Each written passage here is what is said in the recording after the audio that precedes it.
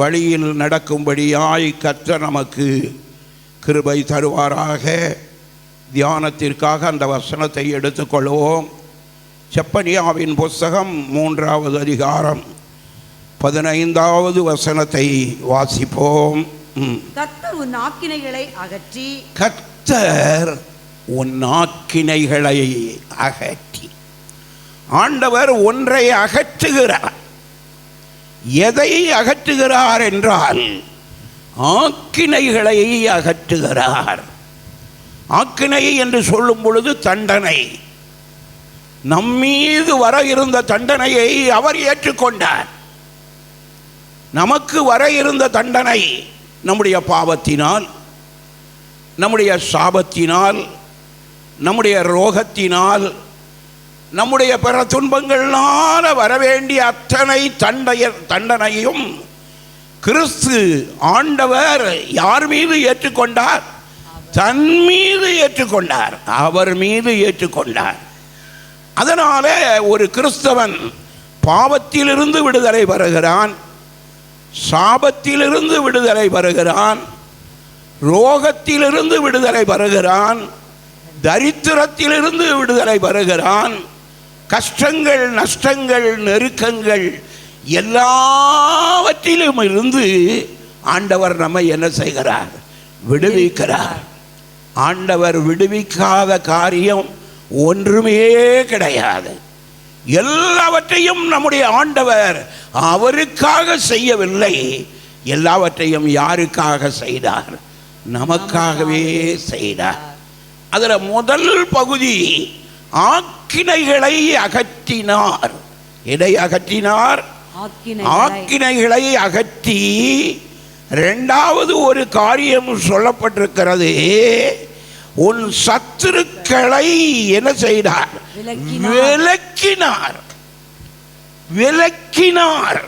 இறந்த காலத்தில் சொல்லப்பட்டிருக்கிறது.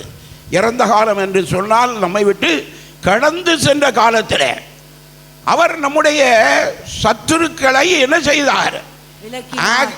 விலக்கினார். சத்துருக்களை விலக்கினார். ஆக்கினைகளை அகற்றினார். சத்துருக்களை என்ன செய்தார்? விலக்கினார். இந்த வார்த்தையெல்லாம் எங்க பதியணும்னு சொன்னா உதட்டளவில் இருக்கக்கூடாது. எதில் பதியணும்? நம்முடைய இருதயத்தில் பதிய வேண்டும். நம்முடைய சத்துருக்களை என்ன செய்தார்? விலக்கினார். சத்துருக்களை என்ன செய்தார்? அப்ப கர்த்தருடைய பிள்ளைகளுக்கு யாரு கிடையாது? சத்துருவே கிடையாது. கர்த்தருடைய பிள்ளைகளுக்கு யாரு கிடையாது? சத்துருக்கள் கையில் இருந்து கர்த்தர் நம்மை விலக்கி காத்திருக்கிறார். யாரையும் கர்த்தருடைய பிள்ளைகள் சத்துருவாக எண்ணவே கூடாது. ஒருவரையும் நமக்கு யாராக எண்ணக்கூடாது? சத்துருவாக எண்ணவே கூடாது. அருமையான கர்த்தருடைய பிள்ளைய நம்ம ஆண்டவர் எவ்வளவு நல்லவர் பார்த்தீங்களா? எவ்வளவு அன்புள்ள தேவன், எவ்வளவு மக்களை எல்லாம் நேசிக்கக்கூடிய தேவனாக இருக்கிறார். உன் சத்துருக்களை என்ன செய்தார்? விலக்கினார். இஸ்ரவேல் ஜனங்கள் எகிப்தின் அடிமைத்தனத்திலிருந்து பல லட்சம் பேராய் புறப்பட்டு சென்ற வேளையிலே அவர்களை எல்லாம் வழியில் உள்ள எல்லா சத்துருக்களுக்கும் விலக்கி காத்தார். எல்லா சத்துருக்களுக்கும் என்ன செய்தார்? விலக்கி காத்தார் என்பதை நாம் பார்க்கிறோம். ஆம், அருமையான கர்த்தருடைய பிள்ளையே, அவர்கள் புறப்படும் பொழுது கர்த்தர் எழுந்தருளுவாராக. அவருடைய சத்துருக்கள் சிதறடிக்கப்பட்டு போவார்களாக என்று சொல்லி அவர்கள் புறப்பட்டார்கள். அவர்கள் எப்படி புறப்பட்டார்கள்? என்னாகமம் 10வது அதிகாரத்தை எடுத்துக்கொள்ளுங்கள். அதில் 35வது வசனத்தை வாசிக்கும் பொழுது, என்னாகமம் 10வது அதிகாரம் 35வது வசனத்தை வாசியுங்கள். வேதம் சொல்லுகிறது, பெட்டியானது புறப்படும் பொழுது மோசே கர்த்தாவே எழுந்தருளும். பெட்டி என்ன? ஏதோ ஒரு கடவு பெட்டி கொண்டுட்டு போறாடி நினைக்கிறாங்க. பெட்டி புறப்படும் பொழுது அவர்கள்ட்ட ஒரு விசேஷித்த பெட்டி இருந்தது. இஸ்ரவேல் ஜனங்கள் எப்படி நடக்க வேண்டும், எப்படி தங்களை காத்துக்கொள்ள வேண்டும், எப்படி ஜெயம் பெற வேண்டும் என்பதையெல்லாம் சொல்லக்கூடிய வழிகாட்டக்கூடிய ஒரு பெட்டி இருந்தது. என்ன பெட்டி? உடன்படிக்கை பெட்டி. என்ன பெட்டி இருந்தது? உடன்படிக்கை பெட்டி. ஆண்டவர் கர்த்தருடைய பிள்ளைகளோடு உடன்படிக்கை பண்ணி இருக்கிறார். அந்த உடன்படிக்கை பெட்டி அவர்களுக்கு முன் செல்ல வேண்டும். அவர்களுக்கு முன் செல்ல வேண்டும். பெட்டி புறப்படும் போது மோசே என்றால் இஸ்ரவேல் ஜனங்களை வழிநடத்தின தலைவன். அந்த தலைவன் சொல்லுகிறான், கர்த்தாவே எழுந்தருளும், கர்த்தாவே எழுந்தருளும்.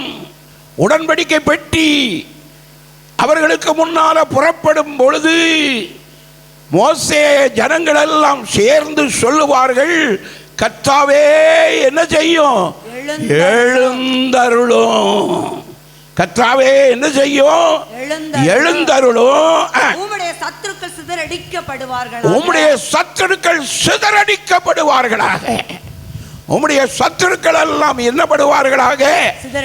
சிதறடிக்கப்படுவார்களாக. ஆண்டவருடைய பிள்ளைகளுக்கு முன்னால ஒருவரும் நிற்க முடியவில்லை.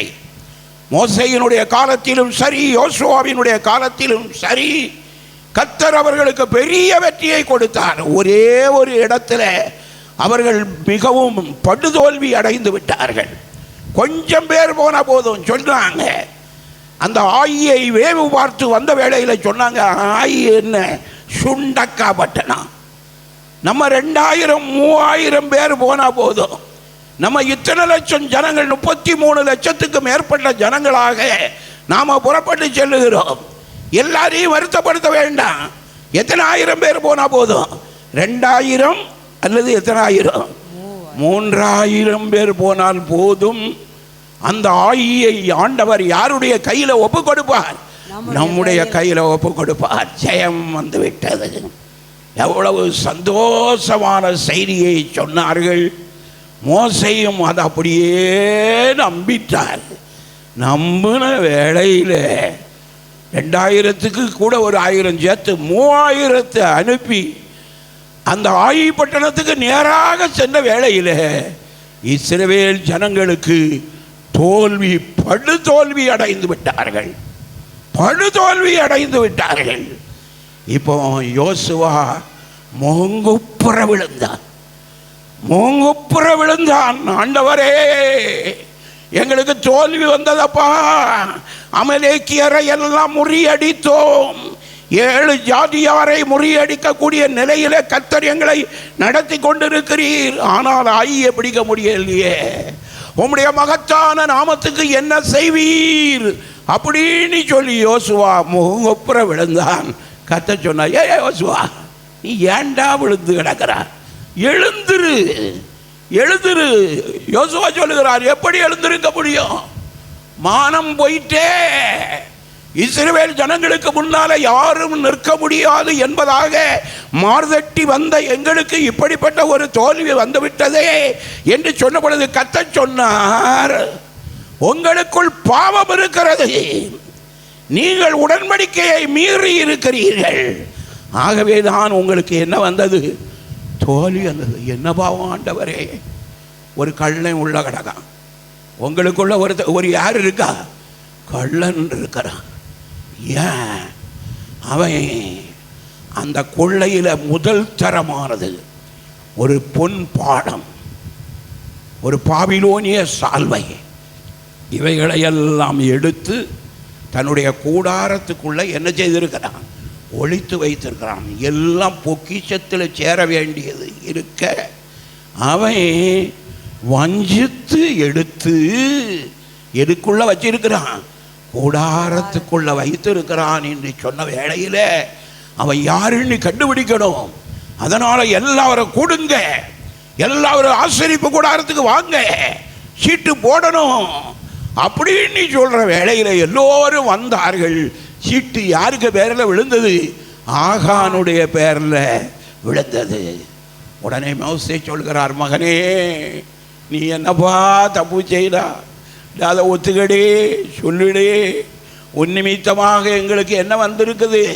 தோல்வி வந்திருக்குதுன்னு சொல்ல வேளையில் அவன் சொல்கிறான், நான் ஒரு பொன்பாலம், பாபிலோனிய சால்வை, முதல் தரமான வெள்ளி எல்லாவற்றையும் நான் எடுத்து வைத்திருக்கிறேன் என்பதாக சொன்ன வேளையில் அதெல்லாம் அவனுடைய கூடாரத்துக்குள்ள, பாருங்க, அவன் தங்கியிருந்த அந்த கூடாரத்துக்குள்ள நடு வீட்டுக்குள்ள தோண்டிக்கிட்டு அதுக்கு அடியில் வைத்து கொண்டு அதுக்கு மேலே மண்ணை போட்டு நல்ல நீட்ட மெழுகி ஒன்றும் தெரியாதது மாதிரி ஆக்கி விட்டான்.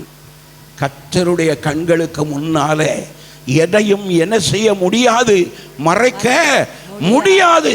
ஆகவே ஆகோர் பள்ளத்தாக்கில் கொண்டு போய் அவனை என்ன செய்தார்கள், கல்லறிந்து கொண்டார்கள். அதன் பிறகு சுலபமாக எடை பிடித்தார்கள், ஆகியை அவர்கள் என்ன செய்வார்கள், பிடித்தார்கள்.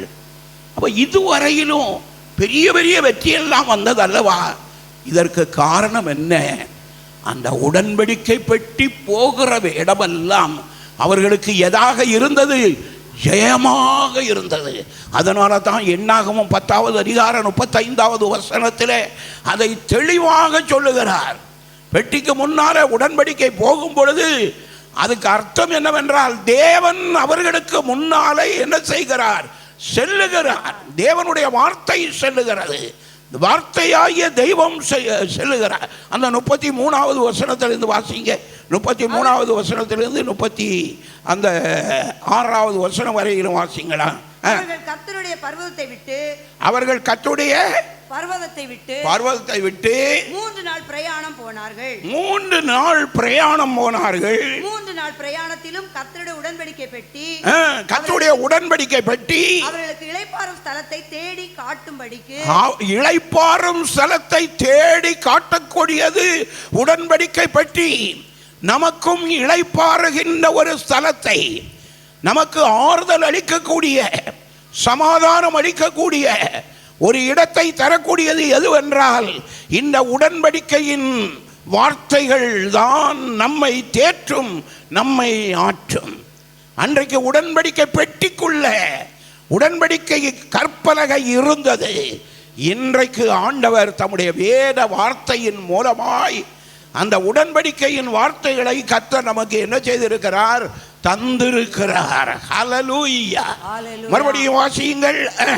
கர்த்தருடைய பர்வதத்தை விட்டு 3 நாள் பிரயாணம் போனார்கள். 3 நாள் பிரயாணத்திலும் கர்த்தருடைய உடன்படிக்கை பெட்டி அவர்களுக்கு இளைப்பாறும் ஸ்தலத்தை தேடி காட்டும்படிக்கு, அவர்கள் இளைப்பாறும் ஸ்தலத்தை தேடி காட்டும்படிக்கு. நல்லா கவனிக்கணும்.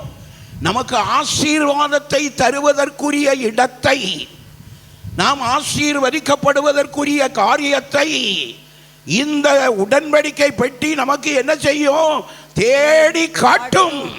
இந்த வசனம் காட்டும், நம்மை ஆசீர்வதிக்கும், நம்முடைய குடும்பத்தை ஆசீர்வதிக்கும், நம்முடைய பிள்ளைகளை ஆசீர்வதிக்கும், நம்முடைய சபையை ஆசீர்வதிக்கும், நம்முடைய ஊழியங்களை ஆசீர்வதிக்கும்.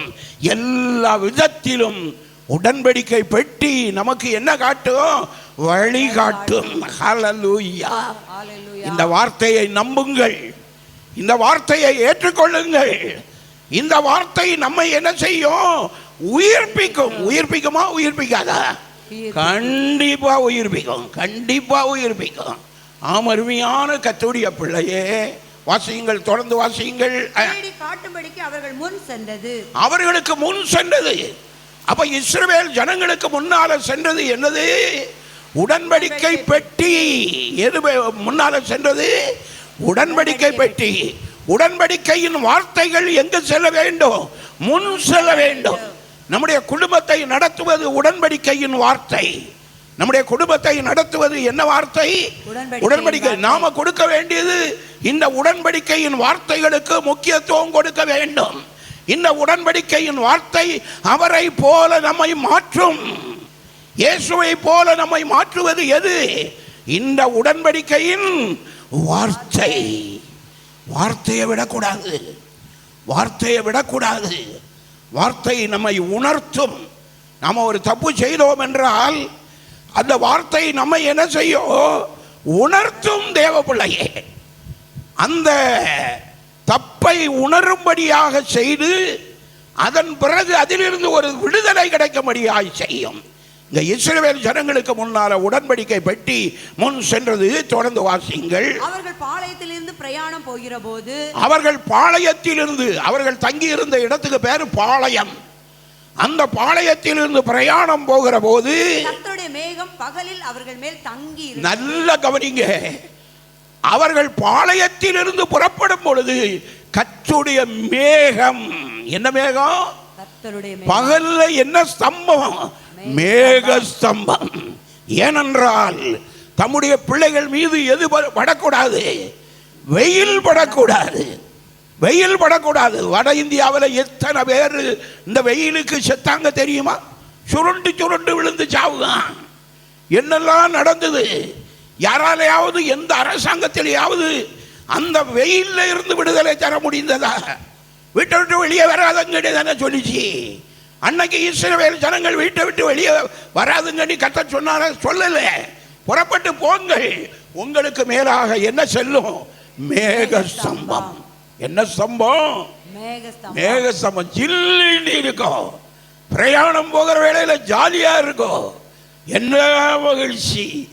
பகலில் மேக ஸ்தம்பம். என்ன ஸ்தம்பம் சொல்லுங்க? பகல்ல மேக ஸ்தம்பம், இரவில் என்ன ஸ்தம்பம்? அக்னி ஸ்தம்பம். அக்னி வெளிச்சம், போக்கஸ் மாதிரி. இப்ப இவ்வளவு பல்பு போட்டா தான் கொஞ்சம் வெளிச்சம் இருக்கு. அப்போ அப்படி கிடையாது. பட்டப்பகலை மாதிரி, பட்டப்பகல் மாதிரி இரவு வேளை காணப்படும். காரணம், அவர்களுக்கு முன்பாக சென்றது என்ன ஸ்தம்பம்?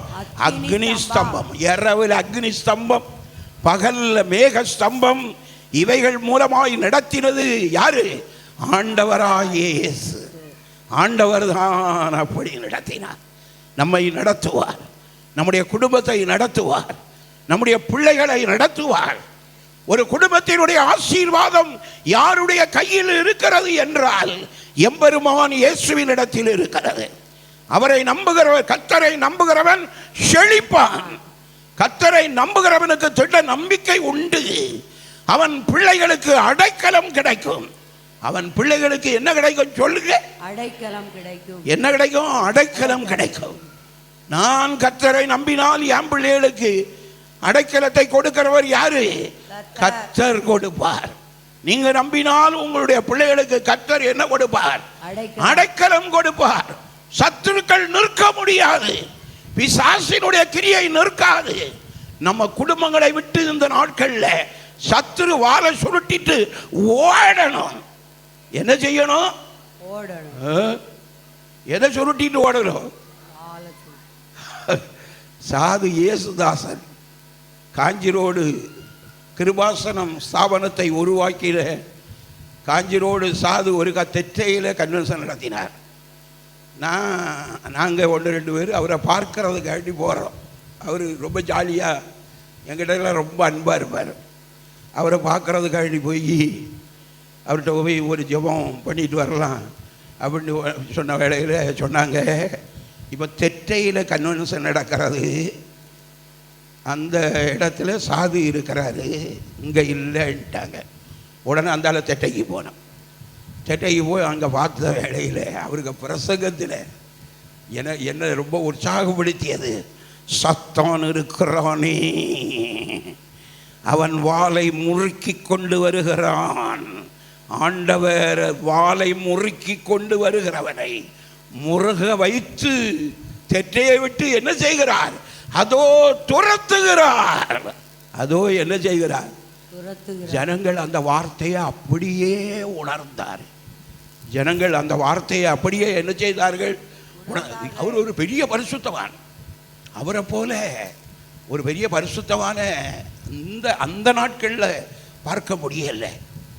அங்கே யாக்கோபுரத்திலிருந்து ஒருத்தன் பரிசுத்தமாய் நடக்கணும் என்பதை ஆவியானவர் ரொம்ப போதித்த வேளையில், உன் கண் இடறல் உண்டாக்கினால் கண்ணை பிடுங்கி எரிந்து போடுன்னு சொல்லிட்டார். வசனத்தில் அப்படித்தான் இருக்குது. கண்ணை பிடுங்கி என்ன செய்ய? இவன் ஆவியில வைராக்கியத்தில் என்ன செய்துட்டான்டா, இப்படி இல்லை சொல்லி இருக்குது. 2 கண்ணையும் பிடிக்கிட்டான். உண்மையில் நடந்த சம்பவம். 2 கண்ணையும் பிடுங்கிட்டான். பிடுங்கி தூர போட்டாமில்ல, அங்கே உள்ளவங்க திடீர்னு போய் பார்த்து அந்த 2 கண்ணையும் கையில் எடுத்துட்டாங்க. எடுத்துக்கிட்டு இனி எந்த ஆஸ்பத்திரியில் போனாலும் ஏற்றுக்கிட மாட்டாங்க. இனி ஒரே, ஏன்னா அந்த சபை மருந்து குடிக்க மாட்டாங்க, ஆண்டவர் தான் பரிகாரி என்று இருக்கக்கூடிய சபை, ஐபிசி, நல்ல உபதேசம் உள்ள ஒரு சபை. அப்போ கண்ணை 2ஐயும் பிடிக்கிட்டான். உடனே ஆள்கள் 2 கண்ணையும் எடுத்து வச்சுக்கிட்டாங்க. இங்கே யாக்கோபுரத்தில் இருந்து காஞ்சிரோடு சன்னியாசி எங்கே இருக்கிறாரு? மார்த்தாண்டத்துக்கு பக்கத்தில் முந்தின ஸ்டாப்பு அந்த காஞ்சிரோடு. அவ்வளவு தூரத்துக்கு கிழக்க, எங்கே 5 கிராமத்துக்கு கிழக்க, அங்கே இருந்து யாக்கோபுரத்தில் இருந்து போகணும். கார் வசதி ஒன்றும் கிடையாது. ஒரு வில்வண்டி பிடிச்சி, வில்வண்டி பழைய காலத்தில் வில்வண்டி உண்டு, மேலே குண்டு எல்லாம் போட்டிருப்பான், அதை பிடிச்சி அதுக்குள்ள இவனை இருத்தி அவன் துடிச்சானா. கண்ணு நல்ல கண்ணு, நல்லா இருந்த கண்ணெல்லாம் பிடிக்க போட்டான். என்ன ஆவியில் பிடுங்கினாரு தெரியல, பிடிக்க தள்ளிட்டான். கடைசியில் அங்கே போகிறாரு. போகிறதுக்கு முன்னாலே சாதுக்கு ஆண்டவர் வெளிப்படுத்தினார். இப்படி ஒருத்தன் யாக்கோபுரத்தில் இருந்து கண்ணு 2ஐயும் பிடிக்கிட்டு வர்றான். அவனுக்கு கண்ணை தூக்கி அதில் ஒட்ட வச்சு நீ ஒரு ஜோபம் பண்ணி விட்டுரு, கண்ணு சரியாயிரும் அப்படின்னு சொல்லி அவர் அங்கே ரெடியாக இருக்கிறாரு. அங்கே ரெடியாக திருவாசனத்தில் இயேசுதாசன், பாச இயேசுதாசன் ரெடியாக இருக்கிறார். இங்கே இருந்து அவர்கள் வண்டி போச்சுது. எப்படியும் ஒரு ரொம்ப நேரம் ஆகிருக்கும், எவ்வளோ ஸ்பீடாட்டு போனாலும். ஆனால் அது பயங்கர ஸ்பீடாக போயிருக்கும். அப்படி போனாலும் ரொம்ப எப்படியும் 2-3 மணி நேரத்துக்கு மேலெல்லாம் எடுத்துருப்பாங்க. ஏன்னா நாகூரில் இருந்து அங்கே போகணுன்னு சொன்னால் நேரமெல்லாம் இருக்குது அப்படின்னு சொல்லிட்டு அங்கே போகிற வேளையில் வாங்க வாங்க கண்ணை பிடுங்கணும் தானே வர்றான், வரட்டு வர சொல்லுங்க, கொண்டு வாங்க. வந்த உடனே அவர் என்ன செய்தார், அவனை என்கிட்ட வாப்பா, டேய் வா, கண்ணை எங்கே வச்சுருக்கிறியன்னு கேட்டார். அப்போ ஒருத்தன் அதை பார்சல் பண்ணி பத்திரமா வச்சுருக்கிறான். இத்தனை மணி நேரம் உயிர் இருக்குன்னு உண்டு. அந்த கண்ணு 2ஐயும் கொடுத்த உடனே ஆண்டவர் சொன்னபடி 2 குழியிலையும் 2 கண்ணையும் என்ன செய்தாச்சு வச்சு ஒரு அமுத்திக்கிட்டு கண்ணை பிடிங்கிட்டான். சரி ஜோமனோ சோதரம் சோதரம் சோதரம் சோதரம், வேற ஒன்றும் சொல்ல மாட்டார். எப்போ நம்மன்னு சொன்னால் வார்த்தைகளை அடுக்கணும், நல்லா பேசணும், நம்ம இது என்னெல்லாம் பாடாமடுவோம். அவர் வேற ஒன்றுமே சொல்ல மாட்டார். என்கிட்ட சொல்லி தந்தது அவர், தம்பி நீங்கள் வேலை பார்க்குறீங்க, ரொம்ப ஜாக்கிரதையாக இருக்கணும், உங்களை சாம்சங்களை தள்ளிடுவான். எப்போ ஜெபம் பண்ணாலும் இயேசுவின் ரத்தம் ஜெயம், இயேசுவின் ரத்தம் ஜெயம், இயேசுவின் ரத்தம் ஜெயம். அதுக்கு பிறகு தான் சோதனை பண்ணணும். முதல்ல சோதனை பண்ணிடாதுங்க தம்பி, நீங்கள் முதல்ல அதை பண்ணுங்க அப்படின்னு சொல்லி அன்பாக சொல்லி தந்தார். அதை மாதிரி இவர் அங்கே சோதரம் சோதரம் சோதரம் விடுவித்ததற்காக உமக்கு சோதரம் அப்படின்னு சொன்ன வேளையில் அவருக்கு காந்தலும் போயிட்டு, கண்ணு பிடுங்குற தடவும் போயிட்டு, ஒரு மருந்து ஒன்றும் செய்யல. அற்புதமான சுகம் யாருக்கு கிடைத்தது? அந்த மனுஷனுக்கு. அவன் தன்னுடைய அறியாமையினால, ஆண்டவருக்கு பேரில் உள்ள ஒரு அன்புனால, இந்த கண்ணு தானே இந்த பரிசுத்தது கேட்டுக்கு காரணமாக இருக்கிறது என்கிற ஆத்திரத்தில் பிடிக்கப்பட்டான். அதனால அவர் அவனை ரொம்ப திட்ட இல்லை. ஆனாலும் இப்படியெல்லாம் ஆண்டவரை சோதிக்கப்படாது தம்பி. ஆண்டவர் கண்ணு ரொம்ப பரிசுத்தமானது, பரிசுத்தம் ஜீவியம் செய்வதற்குரியதுங்கிறதுனால அதை சொன்னார். அப்படி இல்லைன்னு சொன்னால் எல்லாவனும் கண்ணு இல்லாமல் போயிடுவான். அதனால் போங்க அப்படின்னு சொல்லி காசும் வாங்க மாட்டார். அவர்கிட்ட உள்ள ஒரு கேரக்டர் அதுவும் உண்டு. மற்றவங்கன்னா உள்ள சில்லறையை போடுது, உடனே கேட்காமலேயே பேசாமலேயே அடிச்சுட்டு போயிடுவாங்க. ஆனால் என்ன அருமையான ஒரு சாட்சி தெரியுமா? இதே மாதிரி பஸ்ஸில் போகிற வேளையில் கண்டக்டர் ஒரு டிக்கெட்டுக்கே பைசா எடுக்க மாட்டார். ஏன்னா காசு எடுக்கக்கூடாது அவருக்கு. அப்படி போன இடத்துல கண்டக்டர் அவன் ஒரு இந்து வெறியன். அதனால் அவன் என்ன சொல்லிட்டான், இவரை பார்த்த உடனே காவி, மேலேயும் காவி போட்டிருக்காரு, கீழேயும் காவி போட்டிருக்காரு, கையில் பைபிளை வச்சுருக்காரு, இவ்வளோ தான், வேறு ஒன்றும் கிடையாது. பல்ஸோ பைசாவோ ஒன்றும் கிடையாது, காரில் ஏற்றார். அப்போ இவர்கிட்ட வந்து டிக்கெட்டு கேட்குறான். பெரியவரே டிக்கெட் இடம் இல்லை, டிக்கெட்டுக்கு பைசா கொண்டுறல. பைசா கொண்டுறலையா? அவன் ஒரு மாதிரி பார்த்துருக்கான், ஏழன மாட்டு சும்மா காவியம் கட்டிக்கிட்டு இப்படி தெரியானோட அப்படின்னு சொல்லி இறங்கவே கீழே இறங்கும். கொஞ்சம் தூரம் போன வேலையில் டிக்கெட் எடுக்காதனால பக்கத்தில் இருந்த எவனாவும் எடுத்துருக்க கூடாதா, அப்படியே எடுக்கல, கீழே இறக்கி விட்டான். அப்படி இறக்கி விடணுங்கிறது ஆண்டவருடைய சித்தம். இறக்கி விட்டுக்கிட்டு 10 அடி போச்சு, கார் நின்றுட்டு. கார் நின்றுட்டு டிரைவர் தலைகீழாக நின்று பார்த்தா காரு என்ன ஆகாது, ஸ்டார்ட் ஆகாது. நல்ல கன் கண்டிஷனில் இருந்த காரு ஒரு அடி போகாது. எல்லாரும் பஸ்ஸுக்குள்ளே இருந்தெல்லாம் சொன்னாங்கடா பாவி மனுஷா, கண்டக்டர் நீ வந்து அந்த சாமியாரை கீழே இறக்கி விட்டதுனால தானே இது நின்று இல்லை. அவர் அண்ணா நிற்கார், கூப்பிடுக்கிறேன், கூப்பிட்டு எடுத்து அவர் ஒரு சாமியார் தானே, என்னத்தை செய்திருவோம், அரசு பஸ்ஸு தானே, சும்மா ஏற்று அப்படின்னு சொல்லி அவன் கண்டக்டர் போய் மாப்பு மன்னியப்பு, ஐயா பெரியவரை மன்னிச்சுக்கிடுங்க, நீங்கள் வாங்க காரில் என்ன செய்யுங்க, பஸ்ஸில் ஏறுங்க அப்படின்னு சொல்லி ஏறி கியரை போட்டாச்சு, கிளச்சி அழுத்தியாச்சு, க்ளீனாக என்ன செய்யுது போகுது. அப்படிப்பட்ட பரிசுத்தவான்கள், அருமையான கர்த்தருடைய பிள்ளையே, நம்முடைய ஆண்டவர் அன்றைக்கு உடன்படிக்கை பெட்டியை கொடுத்து அவர்கள் மூலமாக பகலிலே என்ன சம்பவம், மேக சம்பவம்.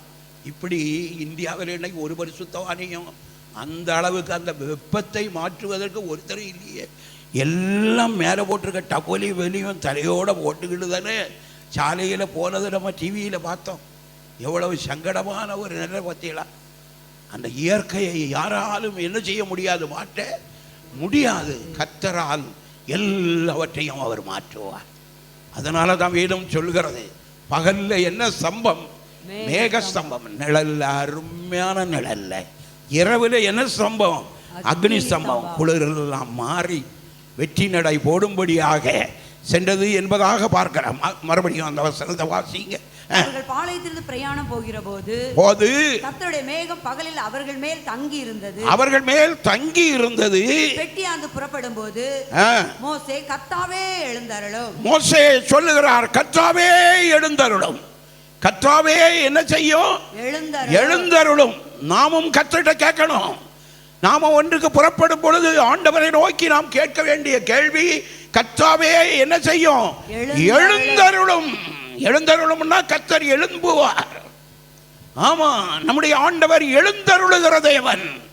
படகுல சீசர்களுக்கிட்ட சொன்னாரு, அக்கறைக்கு போவோம் வாருங்கள், அக்கறைக்கு போங்க, புறப்படு. 11 சீசரும் புறப்பட்டார்கள், படகுல செல்லுகிறார்கள். இயேசு மலையில் இருந்து ஜெபம் பண்ணி கொண்டிருக்கிறார். அவர் ஜெபம் பண்ணி கொண்டிருக்கிறார். அனுப்பின உடனே பெரிய புயல் வந்தது, அலை வந்தது, கொந்தளிப்பு வந்தது, கடல் சீறியது. படகுக்குள்ள இருந்த சீசர்கள் எல்லாம் அலறினார்கள். ஐயோ சாக போகிறோமே, என்ன செய்வோம் என்பதாக கதறினார்கள், கலங்கினார்கள். அருமையான கர்த்தருடைய பிள்ளையே, புயல் எழுந்தது, இயேசுவும் எழுந்தார். புயல் எழுந்தது, யார் எழுந்தார், இயேசுவும் எழுந்தார். நமக்கு எதிராக புயல்கள் வரும் பொழுது அவர் ஏதோ தூங்கி கொண்டிருக்கிற தேவன் அல்ல. அவர் போங்க புறப்படுங்கன்னு சொல்லுவார். அடுத்த நொடி நம்முடைய புயலை மாற்றுவதற்காக யார் எழுந்தருளுவார், கர்த்தர் எழுந்தருளுவார். நம்ம சபைக்கு முன்னால கர்த்தர் புறப்படுவார். அவர் பெரிய தேவன், அவர் வல்லமையுள்ள தேவன். அவரால் கூடாத காரியம் ஒன்றும் இல்லை. மலையிலிருந்து இறங்கி வந்தார், நடக்கிறார். எதுல நடக்கிறாரு, கொந்தளிக்கிற கடல் அலையின் மீது அவர் நடந்தார். அலை கொந்தளித்து கொண்டிருக்கிறது, அதுல அவர் அந்த அலையின் மீது நடந்து சீசர்களுக்கு பக்கத்தில் வர்றாரு. வர்ற வேளையில சீசர்கள்லாம் பார்க்கிறாங்க, என்னவோ பேய வந்துட்டு, கடலுக்குள்ள திடீர்னு என்ன வந்துட்டு, பேய வந்துட்டு. ஆண்டவருடைய நினைக்க என்ன கள்ள பயிலுவேன், ஆண்டவர்னு நினைக்கல, பிசாசு வந்துட்டு சொல்லிக்கிட்டு எல்லாரும் போடிட்டு அலறா. உடனே அவர் சொல்றாரு, நான் தான்ப்பா, பயப்படாதே. நான் தானா? பயப்படாதாயா? உடனே பேதுரு சொல்ற, ஆண்டவரே நீரே ஆனால் நான் எதுல நடக்கணும்? கடல்ல நடக்கணும். நீ நடந்தீர்ல, நானும் நடக்கணும். தப்பு நீ நடந்தான், கீழே இறங்கிட்டான். தப்பு நீ நடக்கிறான். அருமையான கர்த்தருடைய பிள்ளையே, அடுத்த நிமிஷத்தில் என்ன செய்தான்?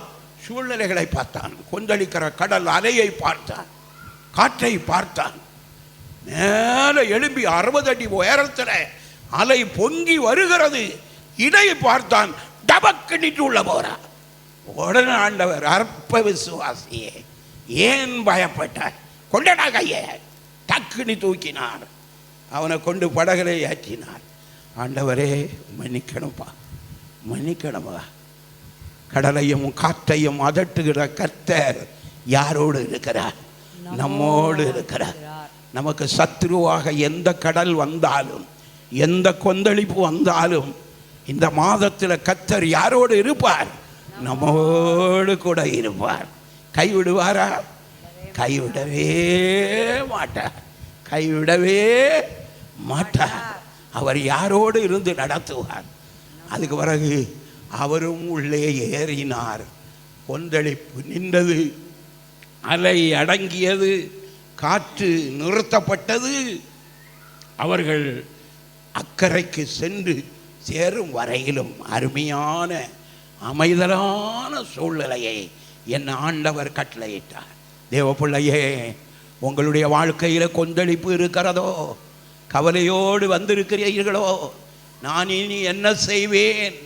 என்னுடைய குடும்ப வாழ்க்கையை எப்படி நடத்த முடியும்? எனக்கு என்னை கவனிப்பது யார்? எனக்கு யாருடைய துணை உண்டு என்பதாக அங்கலாய்க்கலாம். கர்த்தர் ஒருவர் நமக்கு யாராயிருக்கிறார்? துணையாயிருக்கிறார். நமக்கு யாராயிருக்கிறார் சொல்லுங்க? நமக்கு துணையாயிருக்கிறார். இஸ்ரவேலை காக்கிறவர் உறங்குகிறதும் இல்லை, தூங்குகிறதும் இல்லை. கர்த்தர் உன் வலது பக்கத்திலே உனக்கு நிழலாயிருக்கிறார். பகலிலே வெயிலாயிலும் இரவிலே நிலவாயிலும் உன்னை என்ன செய்வதில்லை? சேதப்படுத்துவதில்லை.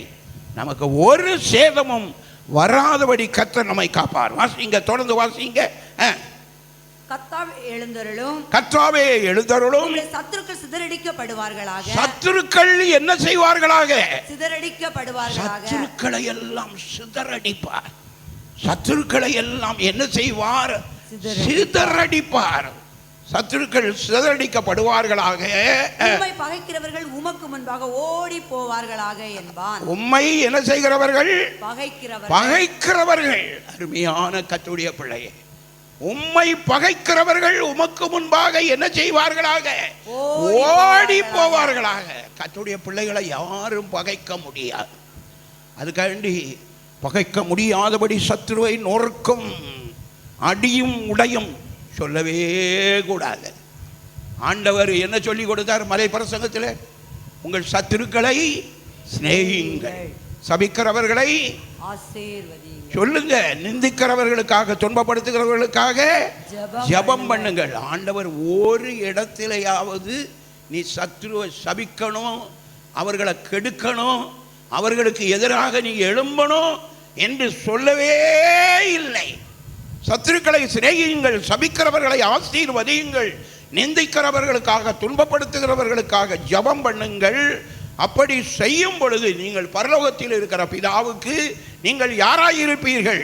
புத்திரராயிருப்பார்கள். அவர் தீயோர் மேலும் நல்லோர் மேலும் மழையை என்ன செய்கிறார்? பெய்ய பண்ணுகிறார். எவ்வளவு நல்ல தேவனை நாம் ஆராதிக்கிறோம்.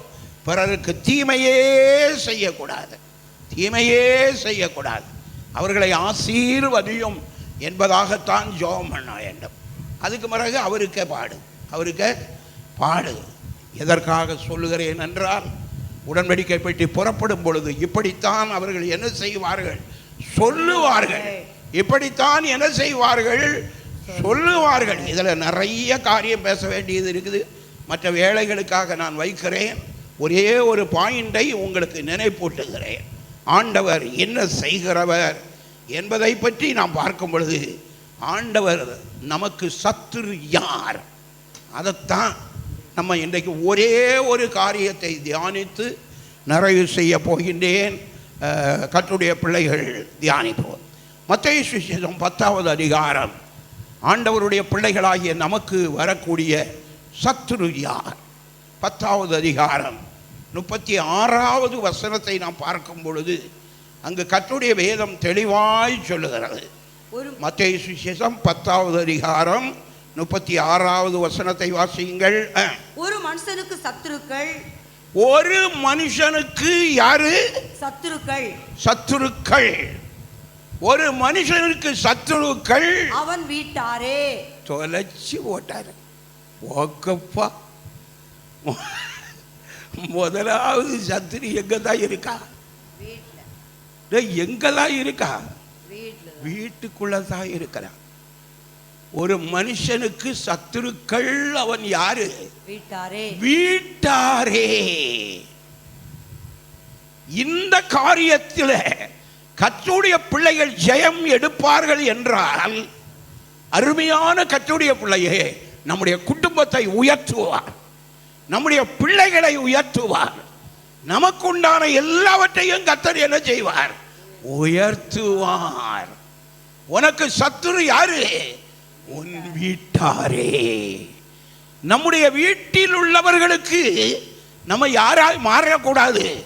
சத்துருவாக மாறக்கூடாது. நம்மை பற்றி முதலாவது சாட்சி சொல்ல வேண்டியது நம்முடைய குடும்பம் சொல்ல வேண்டும். யார் சொல்ல வேண்டும்? சொல்லுங்க. என் பிள்ளைகள் என்னை பற்றி சாட்சி சொல்ல வேண்டும். அவர்கள் சத்துருக்களாய் மாறும்படியாக நான் நடக்கக்கூடாது. உன் வீட்டார் தான் உனக்கு என்னது? சத்துருக்கள். அப்படிப்பட்ட இடத்துல நாம ஆண்டவருடைய அன்பை வெளிப்படுத்த வேண்டும், ஆண்டவருடைய மன்னிப்பை வெளிப்படுத்த வேண்டும், ஆண்டவருடைய சாந்தத்தை வெளிப்படுத்த வேண்டும், ஆண்டவருடைய தயவை வெளிப்படுத்த வேண்டும். அப்படிப்பட்ட ஜீவியம் இருக்கும் பொழுது நம்மை பற்றி நம்முடைய பிள்ளைகள் முதலாவது என்ன சொல்லணும்? சாட்சி சொல்ல வேண்டும். இப்போ நான் இருக்கிறேன், எனக்கு 2 பிள்ளைகள், 2 மருமக்கள், பேர பிள்ளைகள் இருக்கிறார். என்னை பற்றி சாட்சி சொல்லுகிறது நீங்கள் கிடையாது, என்னை பற்றி உங்களுக்கு தெரியாது. வீட்டில் எப்படி நடக்கிறேங்கிறது எனக்கு பிள்ளைகளுக்கும் தெரியும், என் மருமக்களுக்கும் என்ன செய்யணும் தெரியும். அப்போ அவர்கள் சொல்லணும். அதுலேயும் குறிப்பாக யார் சொல்லணும்னா மருமக்கள் மாறு சொல்லணும். எங்கள் மாமா தங்கமான ஆள், எங்களை ஒரு நாளும் கடித்து சொல்ல மாட்டார். அப்படியே ஏதாவது தப்பு இருந்தாலோ ஒரு மாதிரி திரிவார் அப்படின்னு சொல்லி நம்ம பற்றி ஒரு நல்ல சாட்சி சொல்லக்கூடிய மருமக்கள் மாறாய் பிள்ளைகள் இருப்பார்கள் என்றால் அதுதான் சிறப்பு. இல்லாவிட்டால் அவர்கள் நமக்கு யாராக மாறிவிடுவார்கள்? சத்துருக்களாக. இவரை மாதிரி பரசங்க மட்டும் ஊக்கமாக போடுவார், ஆனால் எங்களெல்லாம் கண்ணில் என்ன செய்ய மாட்டார், காண விடமாட்டார் அப்படின்னு சொன்னாங்கன்னா, நான் இந்த பைபிளை எடுக்கிறதுலே என்ன கிடையாது, அர்த்தமே கிடையாது. நம்முடைய மருமக்கள் மார் நம்மை பற்றி என்ன செய்யணும்? சாட்சி சொல்ல வேண்டும். உடனே நீங்கள் நினச்சிடக்கூடாது மருமக்கள் தான் அப்படி இருக்கணுமா, மற்றவர்கள் உன்னை பற்றி சொல்ல வேண்டாமா. இப்போ எனக்கு உதவியாக இருக்கக்கூடிய அருமையான தாயார் தங்கலட்சுமி இங்கே இருக்கிறார்கள். யார் இருக்கிறார்கள்? இன்றைக்கு பார்த்து அவங்க ஆலயத்துக்கு வந்து இருக்கிறார்கள். அவர்கள் இருக்கிறார்கள். அவர்கள் எனக்கு என்னவோ பணிவிடை செய்கிற ஆள் கிடையாது, எனக்கு உதவியாக இருக்கிறவர்கள், என்னை கவனிக்கிறவர்கள். காலையில் என்ன வேணும், அடுத்தால் அவருக்கு என்ன கொடுக்கணும், என்ன செய்யணும், இதுகளெல்லாம் செய்யக்கூடிய ஆட்கள். அப்போது அவங்க என்னை பற்றி என்ன செய்யணும்? அவர் கிருத்த வேண்டாம், ஒன்றும் கிடையாது, நம்மகிட்ட எழும்பி சாடுவார் அப்படின்னு சொல்லியாச்சுன்னு சொன்னால் எனக்கு சத்துரு வேற யாரும் கிடையாது. உதவி செய்கிற ஆள் தான் யாராக மாறுவார்கள்? சத்துருக்களாய் மாறுவார்கள். இப்படி ஜீவியத்தை கண்டுபிடிக்கணும். கழிந்த நாட்களில் ஒரு காரியத்தில் அவங்கள கொஞ்சம் அப்படியே கொஞ்சம் கடுமையாட்டு சொல்லிட்டேன், ஒரு காரியத்தை சொல்லிட்டேன்னு வச்சுக்கிட்டுங்களா. அதுக்கு பிறகு அவங்க போயிட்டாங்க. எனக்கு சமாதானமே இருக்காது. என் மனசில் நான் யோசிக்கிறேன், இந்த அம்மா எவ்வளவு நமக்கு நம்ம பிள்ளைகளுக்கு உதவியாக இருந்தார்கள். இந்த மனோவுக்கு மகன் நம்ம இவன் யோனத்தான் பிறந்த வேளையில் அவங்க வந்து அவனை எடுத்து காலையிலிருந்து சாயங்காலம் வரையிலும், அவங்க 2 பேரும் காலேஜிலிருந்து வரும் வரையிலும் இந்த அம்மா என்ன மாதிரி பார்த்தது. அப்படிப்பட்ட ஒரு அம்மாவை நம்ம கடிந்து கொண்டு பேசிட்டவ அன்னைக்கே உடனே அதுக்கு வேண்டிய ஏற்பாடுகள்லாம் செய்து மறுபடியுமாக அந்த ஒப்புரவாகக்கூடிய ஒரு நிலையில் கத்தர் வைத்தார். அப்போ இல்லது அவங்க என்ன நினைப்பாங்க, என்ன சொல்லுவாங்க? இவர் நல்ல பிரசங்கம் பண்ணுறது போவார், ஊருக்கு உபதேசம், வீட்டுக்கு கேடு சொல்லுவாங்களா சொல்ல மாட்டாங்களா? நான் எதுக்கு சொல்கிறேன்னு சொன்னால், நம்ம சபையில் உள்ள ஒவ்வொருவரும் தங்கள் தங்கள் குடும்பத்தில் முதலாவது சாட்சியாக இருக்கணும். தங்கள் குடும்பத்தில் முதலாய் எப்படி இருக்கணும்? இப்போ நீங்கள் அந்த அம்மாவை பார்த்தீங்கன்னா காலையிலையும் வருவாங்க, மத்தியானமும் வருவாங்க. எனக்கு மத்தியானம் வர்றதெல்லாம் பிடிக்காது, ஆனாலும் வந்துக்கிட்டு இருக்காங்க, என்னையும் ஸ்டாப் பண்ணிடுவேன். சாயங்காலமும் வருவாங்க எல்லாம். ஏன்னா அவங்களுக்கு ஒரு அன்பு, அவர்களுக்கு என்ன இருக்குது? ஒரு அன்பு இருக்கிறது.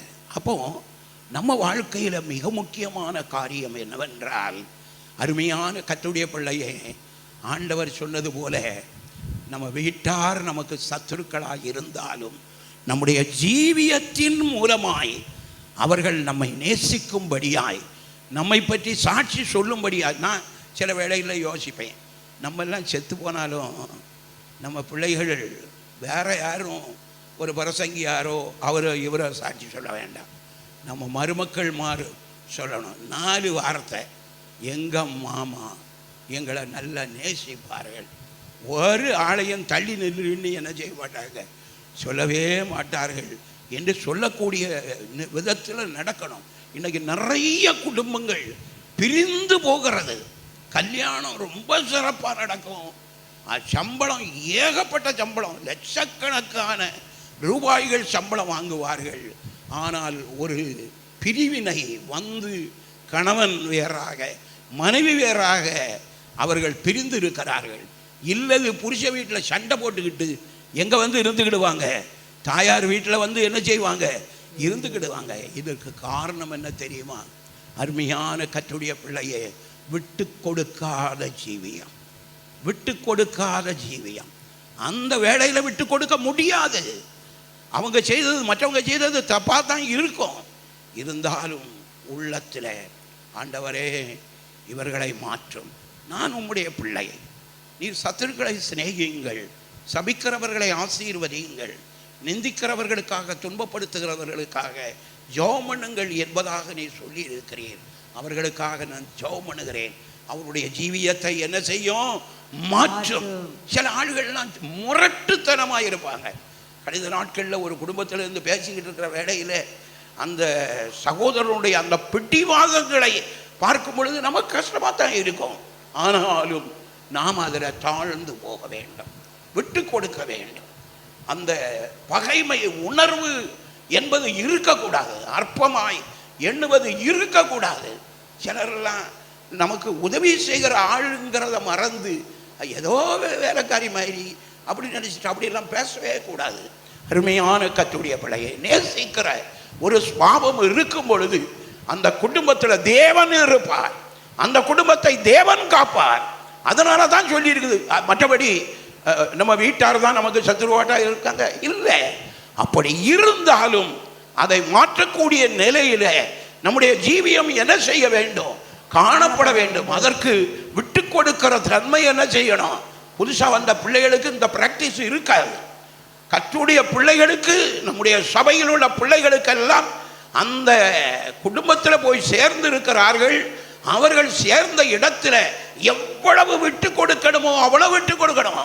பெற்றோர்கிட்ட வந்து சொல்லுவாங்க பல காரியங்கள், ஏமா எங்க கொண்டு கொடுத்துட்டியே, அந்த இடத்துல இருக்க முடியாதுமா, வாழ முடியாதுமா.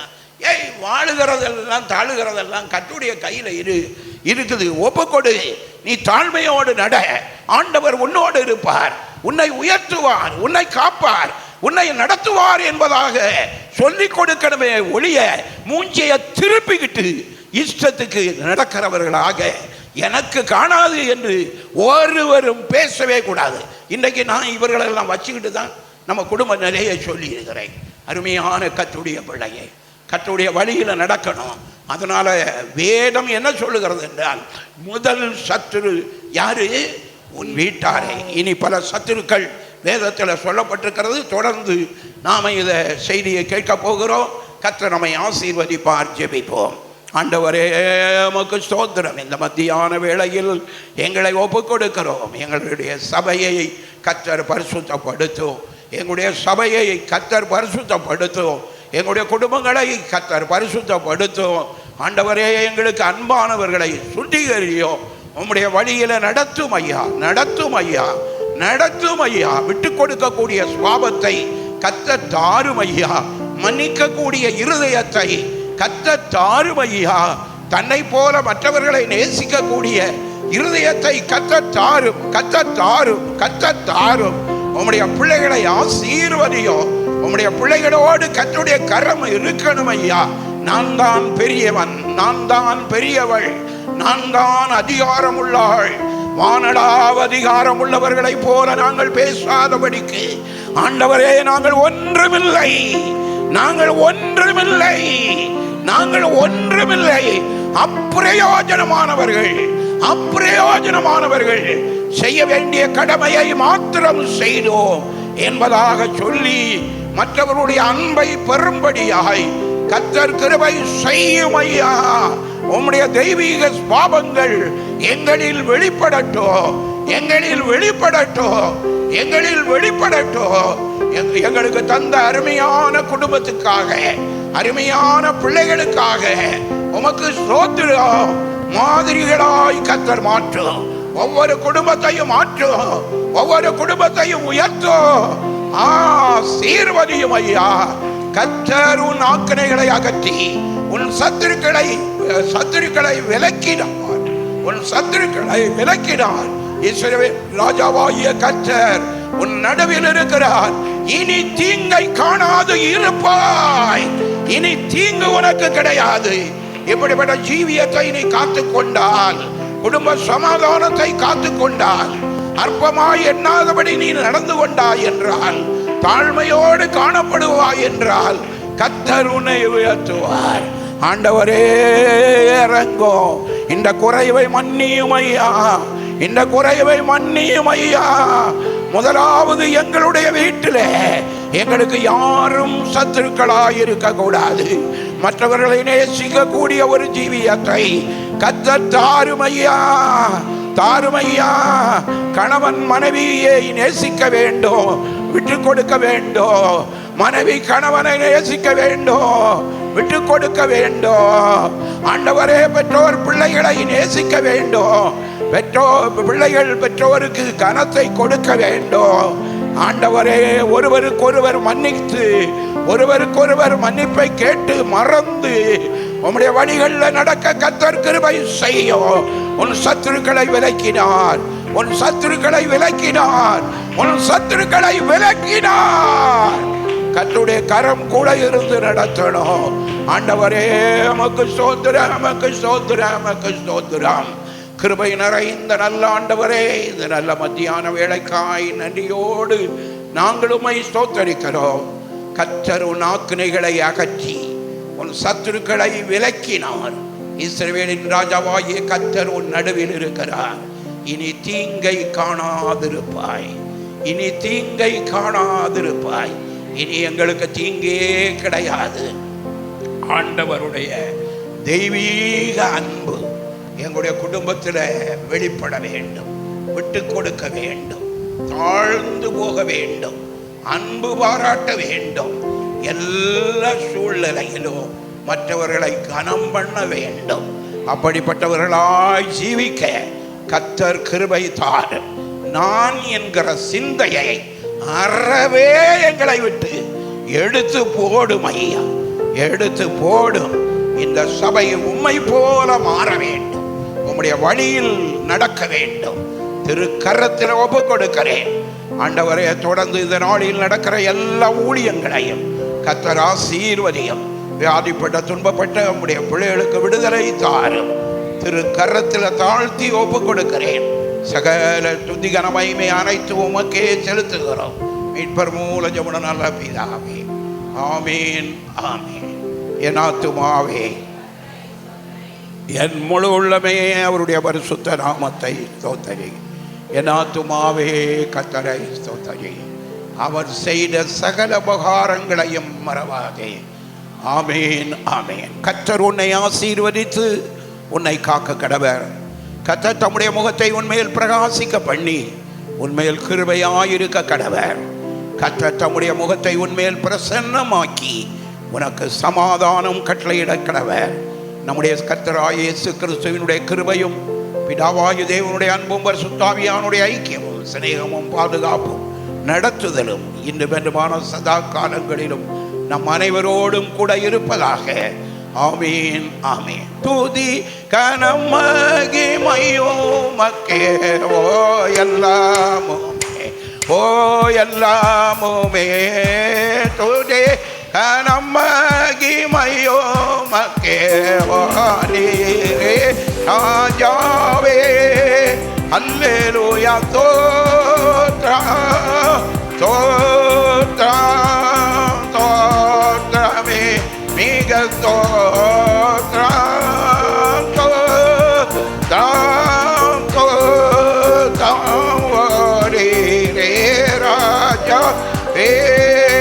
அல்லேலூயா. துதி கனம் மகிமையுமக்கே ஓ எல்லாமுமே, ஓ எல்லாமுமே. துதி கனம் மகிமையுமக்கே ஓ நீரே ராஜாவே.